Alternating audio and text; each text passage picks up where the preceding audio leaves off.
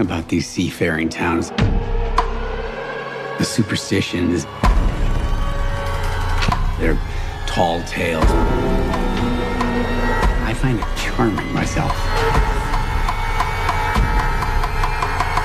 Did you see the way the innkeeper Kurt kicked Tom Baggs into the captain's room and just said, "I'll be at home if you need me"? I don't blame him at all. That scene right there, I start dying out laughing because I would have done the same thing. Matter of fact, I would have just pointed Tom in the direction of the room and left. Kurt already knows what kind of situation this is. Now, Wick, he really knows how to get under Tom's skin because Wick knows the real Tom. He knows Tom doesn't actually care about the community the way he pretends to. You can see it in the way the residents look at him. There's no trust there. And even when Tom tries to smooth things over, it doesn't work. The damage is already done.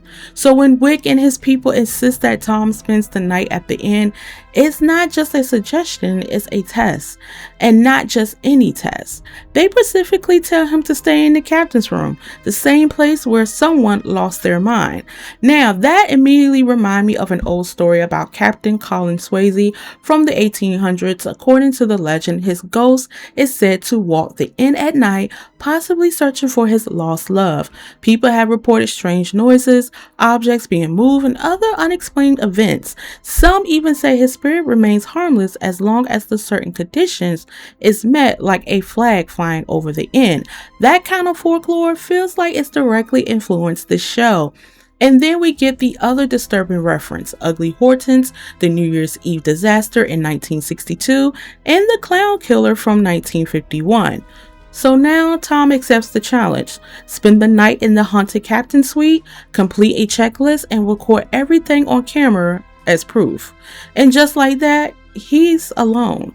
We even get the eerie Welcome to Widow's Bay commercial, which already feels off. And then there's the board game at the end called Daddy's Home, which sounds like a direct callback to something darker. And on top of that, Tom starts hearing sounds of the New Year's Eve celebration coming through a grate in the bathroom. Now, I also want to mention that there was another board game called, I believe it was Teeth or Tooth, and they had pliers inside the damn box. And I'm just like, yeah, I would not be touching that. Everything about this place feels wrong. Then Tom meets William. And right away, you can tell William isn't just some random visitor. There is something off about him. And when Tom goes into the crawl space, William follows and casually says, "You need some help?" Next thing you know, he turns into a clown.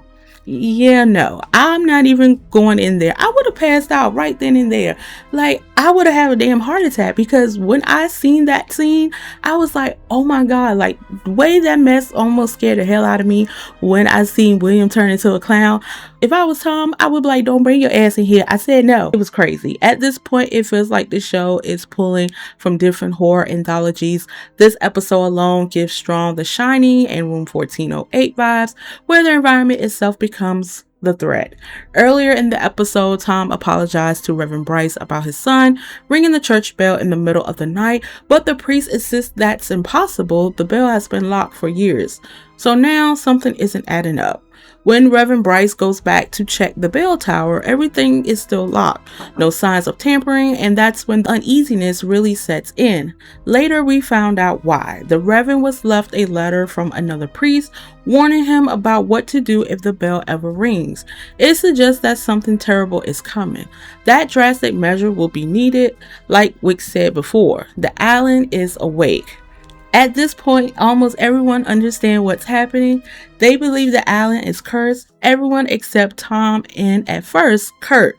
And honestly, I don't even understand Kurt trying to play it off. You could clearly see he was scared, and when they locked him in the captain's room, even for a few seconds, Kurt seemed like he was about to have a damn heart attack.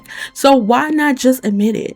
But even after everything Tom experienced, after the visions, the fear, the encounter in the crawl space, he still refused to believe that anything is wrong with that damn inn or the Allen.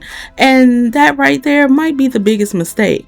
So here is what I'm thinking. What if the inn isn't just haunted on its own, right? What if it's testing people? Each story, like the captain, the clown killer, the New Year's disaster, might not be random history. They could have been layers of trauma replaying themselves to see who breaks and who survives.